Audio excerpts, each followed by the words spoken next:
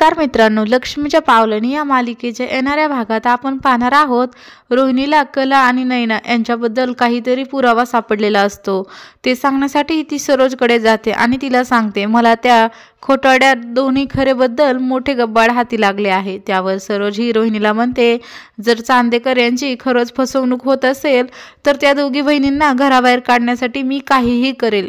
इकडे आपण पाहतो अद्विक हा हॉलमध्ये बसलेला असतो। तेवढ्यात दिव्या घरच्या ऑफिसमधून फोन आलेला असतो। तो माणूस अद्विकला म्हणत असतो, राहुल सर मत लक्ष नाही असे सांगत असतो। त्यावर अद्विक त्याला विचारतो, तुम्ही कशावरून म्हणत आहेत हे? त्यावर तो माणूस म्हणतो, मी 4 दिवस झाले एक मेल करून, परंतु त्यांनी मला अजून रिप्लाय दिला नाही।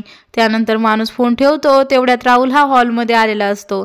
अद्विक त्याला त्यांच्याजवळ बोलवतो आणि त्याला म्हणतो, जो आपला दिव्या घरचा प्रोजेक्ट आहे ना, त्याचे सर्व डिटेल मला दे आणि इथून पुढे हा प्रोजेक्ट मला हवा आहे। हे ऐकून राहुलला धक्काच बसतो। पुढे आपण पाहतो कला कपड्याच्या दुकानामध्ये आलेली असते। तिला एक शर्ट आवडलेला असतो। ती मनोमन विचार करत असते, ह्या कलरचा शर्ट मध्ये चांदेकर छान दिसेल, घेऊ का मी?